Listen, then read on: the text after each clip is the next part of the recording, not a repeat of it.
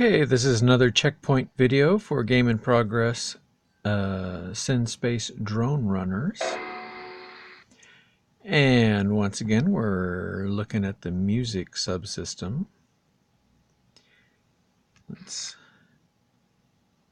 go ahead and, well, that's someone else. Okay, this is going to be us. We're going to be the blue player. Launch. And as you'll recall, it's a space game, and you just drive around and shoot at stuff. And I have another player here who just happens to be in the same room as us. Let's see. Let's pick the blue player to be our target. And then just drive around until we see him. Turn the sound up.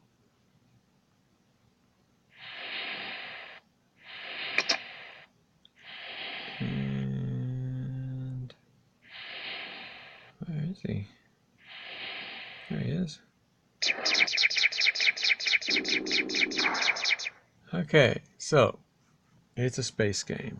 You can do space gamey things. So now we'll re-enter. And this time we'll just kind of sit here.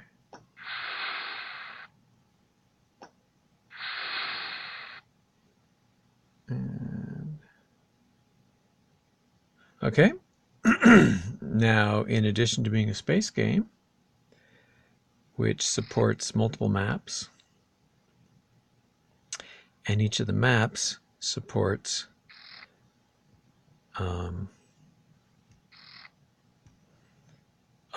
scripting. So if you make your own star map, you can add Lewis script to it to make it do things. You can chat with other players. Isn't that exciting? Or you can play the piano a little.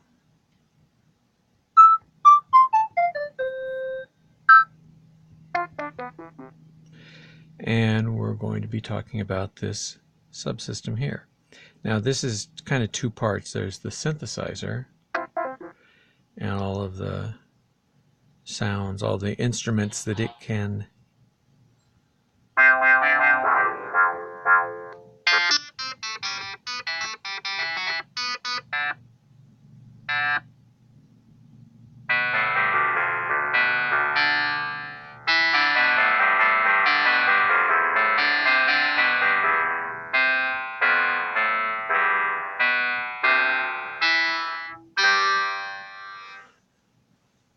Okay, and there's also a sequencer which lets you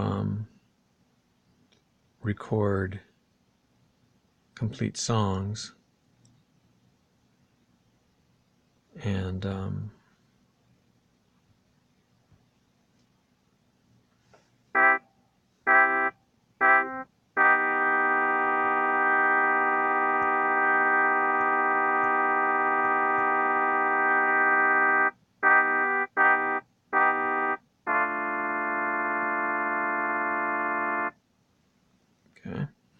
and you can play them back, but we're not going to be doing the sequencer today. More's the pity, because we really need to write some nice songs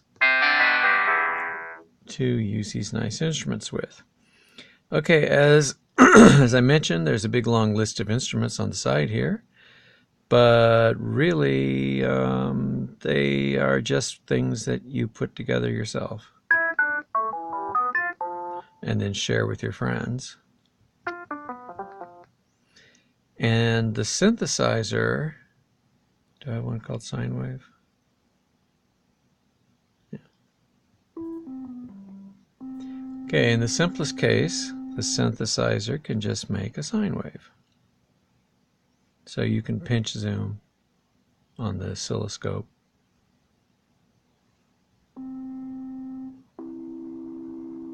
Now you see two notes played together in a third. This is what a fifth looks like. Another fifth, octave below. So that's nice. You only have a 2-octave keyboard, of course, but you can place it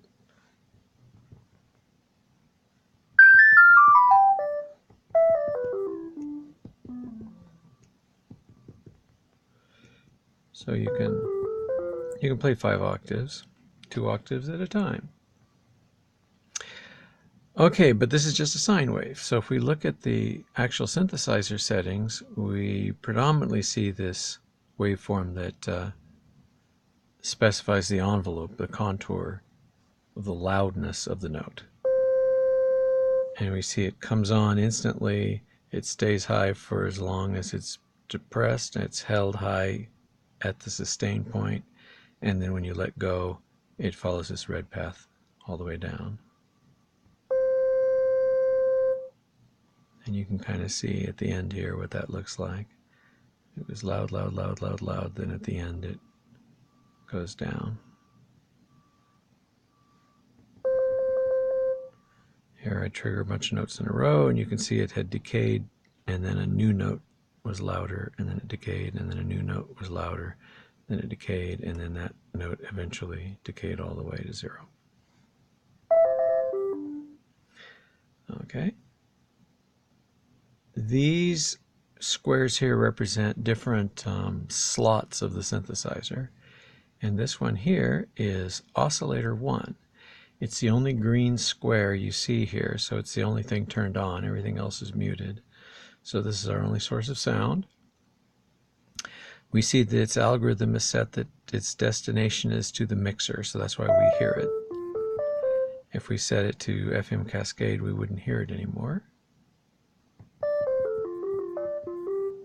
And we see its frequency offset of 0, which means that when I play middle C, the note that comes out is middle C. If I put that up 7 half steps, it will, when I hold down C, it will actually play D, E, F, G. It'll actually play a G. Now I see if that really was a G. Yeah, okay. So in the case of if you really only have one oscillator and your goal is to have a musical instrument, you probably would leave this offset set to 0 or to some full octave. These are in half steps, so every 12 half steps is an octave. So you can go up an octave, you can go down an octave. It's got a couple octaves range in each direction. Okay, but even that's not all that interesting. It's just kind of something you need. But it's more useful when you have more than one oscillator. So for additive synthesis, we might want to add another sine wave. So for this case, what we would do is we would make that one green, and this is up 1 octave, so this is the second harmonic. So this is what one note looks like with just a sine wave. Well, I'm going to make it a little louder.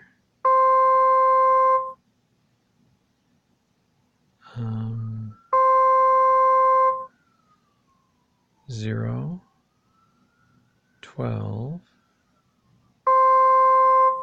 even louder. I've been through this before.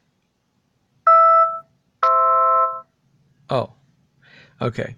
The way the oscilloscope works, if you tap on one of these slots, it'll actually give you insight into the waveform related to that slot. So when I tapped on oscillator 2, I'm not seeing the final composite output, I'm seeing just the output of oscillator 2, which is just a sine wave. If I tap it a second time, whichever one is selected, if you tap it again, it toggles back and forth between that selected one and the final output. And I have to put a little marker here somewhere to tell you what channel the oscilloscope is on. But here we see the composite thing. So this is including oscillators 1 and 2, where oscillator 2 is 1 octave up from oscillator 1, and it makes this kind of pattern. That just repeats. Now, I know that superficially looks a little bit like two notes played at the same time, which it should, because that's really all we're doing.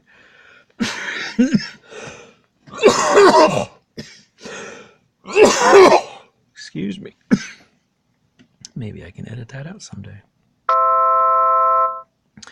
Here's what a chord looks like. So this is two notes played at the same time, where each note is two oscillators with that relationship.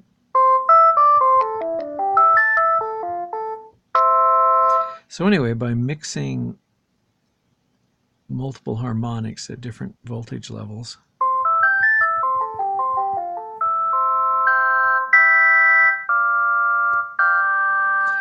you can get a wide variety of sounds, although they all have sort of a church organ-y kind of effect. Of course, a lot of that is due to this envelope. If we change this envelope to more of a plucked string kind of effect, I'm going to get, no sustain. Okay, so plucked string pretty much just starts out as low as it ever gets and then starts coming down. And we'll give it about that much sustain. So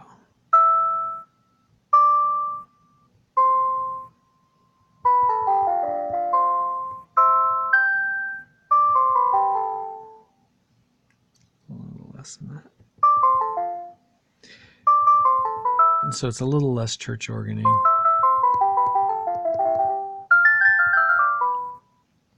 And you can play some fun games like if you add all the even harmonics together, you get sort of a chime or gong sound.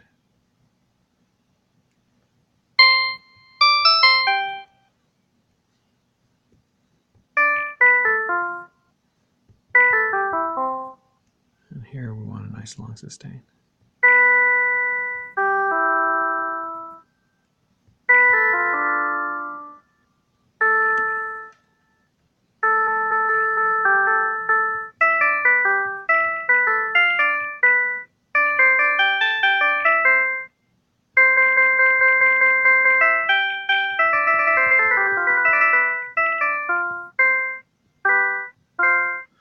Okay, anyway, so that's additive synth, just adding together sine waves. Now, much as you saw before, when we just had the one oscillator, it was bound to this guy here that controlled his loudness.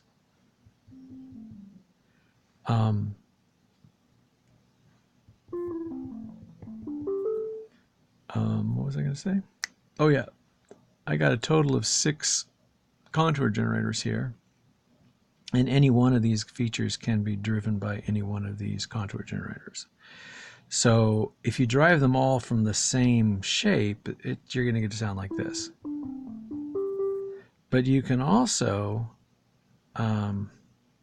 do something like this, where now I'm going to enable the harmonics. Whoops. And I'm going to bind them to this, sorry. Okay, long press on that one, tap that one, long press on that one. Okay, so now what we do is this envelope controls all the upper harmonics. We're going to have them start strong and then die really fast. And that gives it sort of a little punchy sound.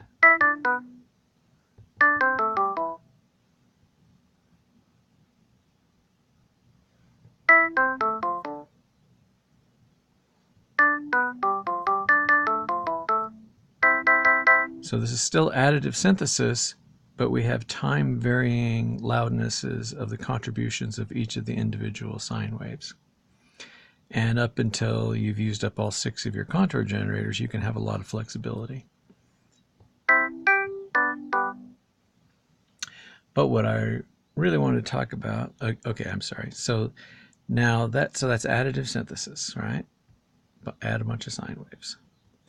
Now the next what we have is subtractive synthesis, where go back to just having one oscillator and it's a sine wave. Unless we tell it we want a triangle wave, or a sawtooth, or a square wave. And for any one of these, we can see how this is like a normal looking sine wave. But what we can do is we can tap off to the side, and you can see it's turned it into a distorted square wave or whatever.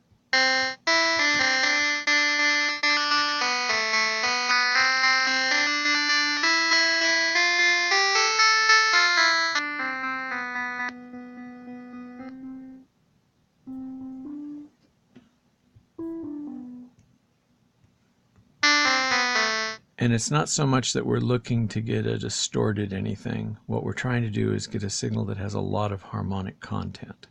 So this is just one oscillator, but it's generating a lot of harmonic content, which in this context shows up as a perfect sawtooth. So now, as a subtractive synthesizer, our job is to use a filter and then remove some of that content.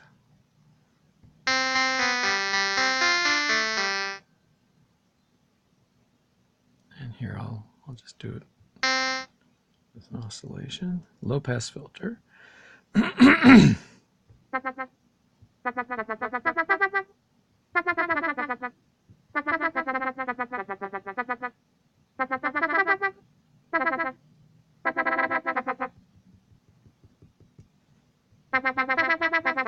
Anyway, I have other films showing you how to do this.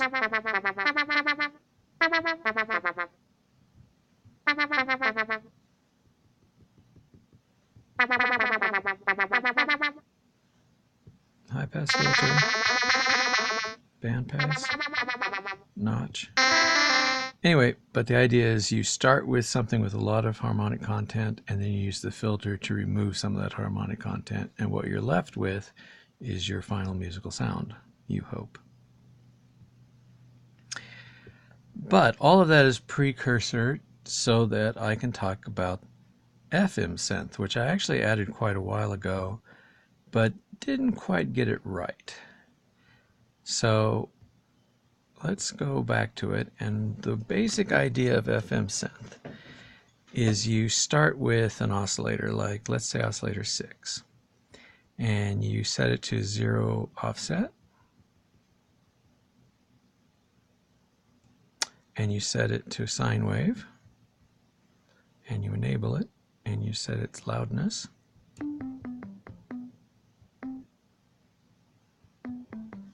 And let's change the envelope back to the primary one, and let's give it sustain again.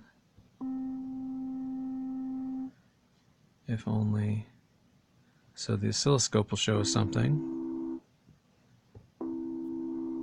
Okay, so the oscilloscope looks good. And it's just a sine wave. Now what we do is we enable oscillator 5, and we set it also to 0. It's also a sine wave. It's about the same loudness. We're just now playing two sine waves of the same frequency.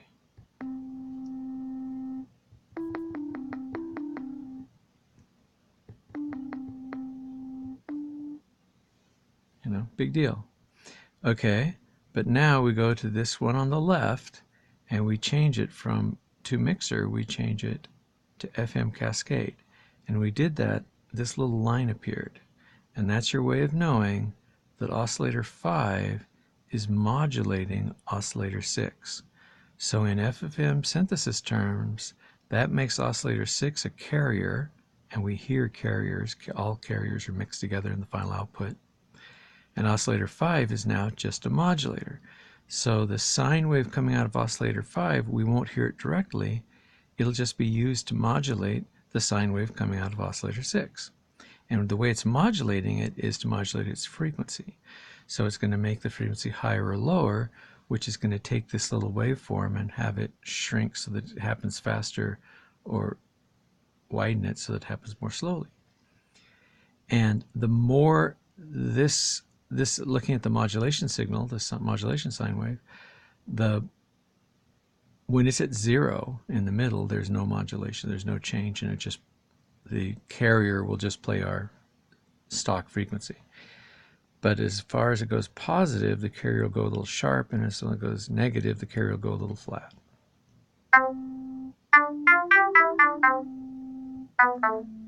Oh, let's set this one. This is the envelope that's controlling the loudness of the modulator oscillator. And I want it to just be level. So it'll just be the modulator oscillator, which is a sine wave, and it'll just be normal loudness. Okay, so now you can see how, and again, if I mute the modulator, it'll go back to just showing me the carrier. Now, okay, so I gotta bring that back, select that, and then do that. So this is the final output. This is just the carrier. Okay, this is the modulator. So the modulator is just a sine wave, but its effect is to sort of add an extra little wiggle in the middle. And that's because these places where there's a very short distance between the zero crossing, those are places where the carrier signal was above 0. And these places where there's a long space between the zero crossing are places where the carrier frequency was below 0. If I lower the frequency, okay, if I go to the modulator frequency and I lower it an octave relative to the carrier frequency, what should happen now is I think I'll get more repetitions of the fast and the slow features. Yeah, I don't know if that did that or not. But you can hear the difference. And then by changing the modulator amplitude, it controls whether I'm sending a big sine wave or a little sine wave as this modulation signal. So if I turn it way down, the effect disappears until I'm back to having just the sine wave again. But if I turn it up,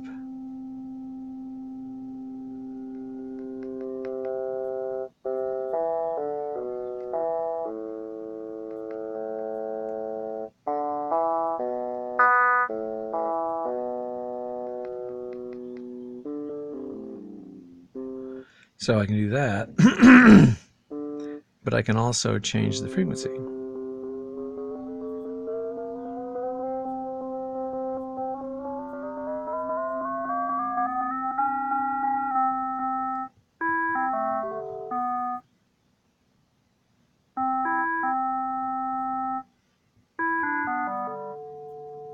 So that's taking it to sort of a softened square wave.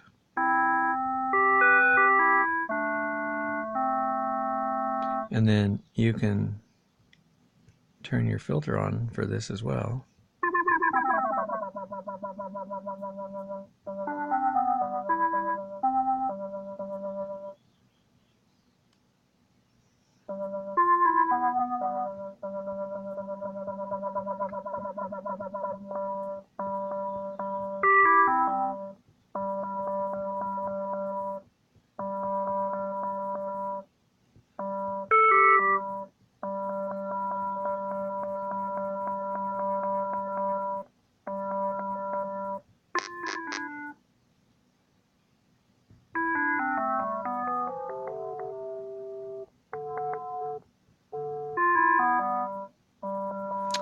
Anyway, getting back to this. So sine wave modulation, here, let's get this back down to 0.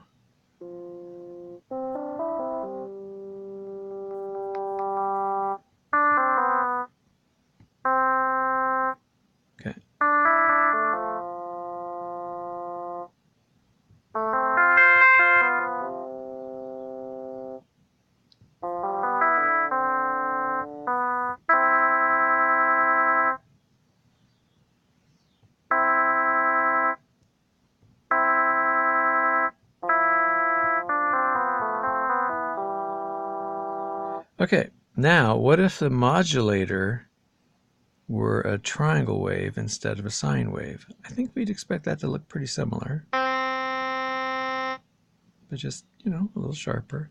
But what about a square wave?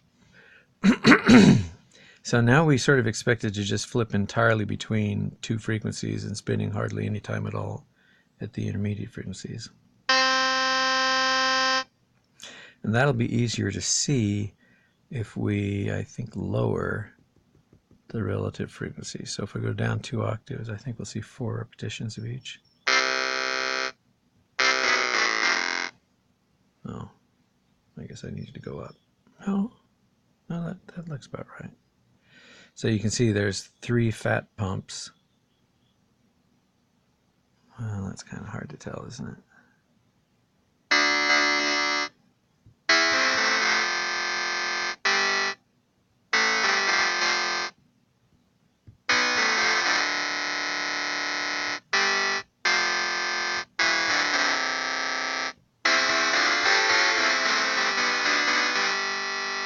Anyway,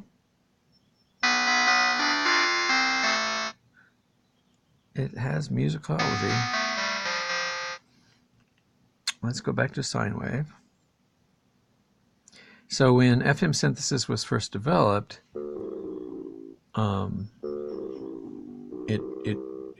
the pure implementation was all sine wave. Why is that? Did I? Oh, yeah. Okay, well, I should probably wind this up and just mention... No, I don't need to mention any of that here. Here's just some sounds I made yesterday, just kind of at random.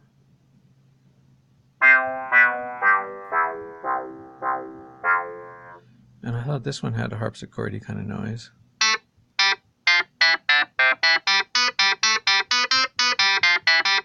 And then...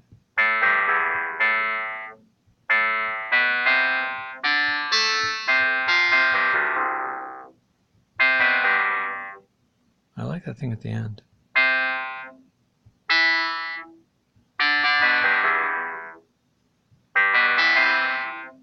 The bit at the end has a nice string kind of sound. Anyway, again, it's a music subsystem that's just there as a mini game to play or to help you craft music for your star map. You can also write a little piece of music that represents you, like your entrance music or whatever, and then other people can play it if they want to. You can't force your music on others yet.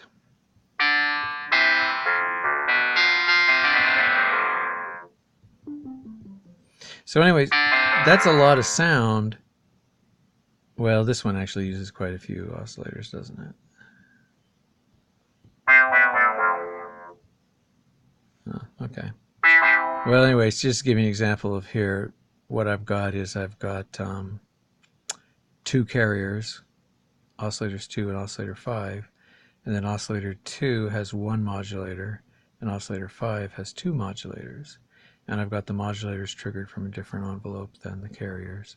And I guess I didn't actually talk about feedback. Let's talk about feedback for a second. So let's turn these all off. Okay, okay, so simple carrier. Okay, now this FM Cascade guy, I'm going to crank this up all the way. Let's turn the feedback up 1 notch.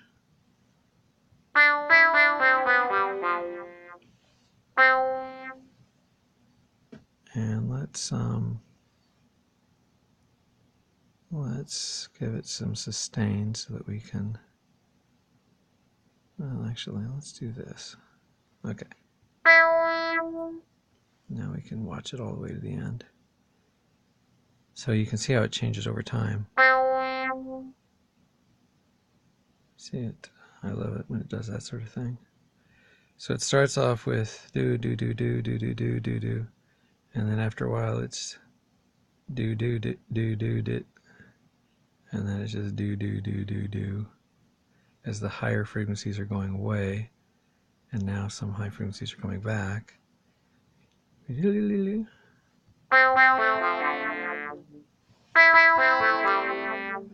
Anyway, I was going to show, oh yeah, so again showing this guy, so that's feedback, so turn the feedback off, and it's mostly sine wave, a little bit of feedback, and this is feedback in the modulator.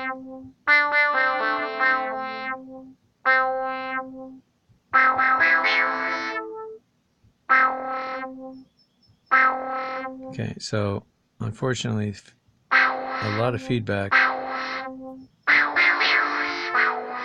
but this was a way of making musical noise back in the day as well.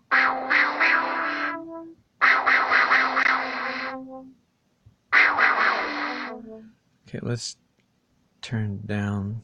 There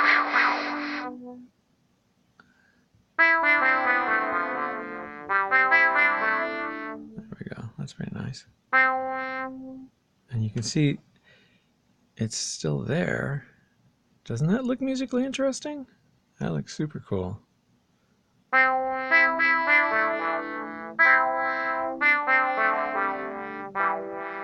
And it's basically, it's literally two oscillators, but since this one is kind of doing nothing smart, it's kind of just one oscillator.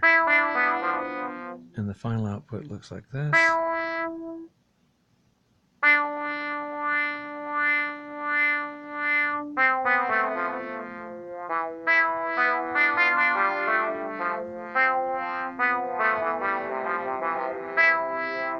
Anyway, so you've got feedback.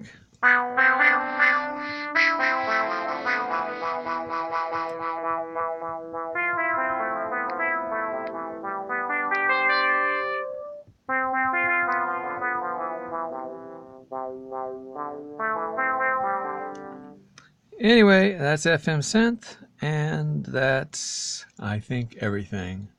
So thank you for not timing out camera, and thank you for your patience, and let's hope that the sound was on.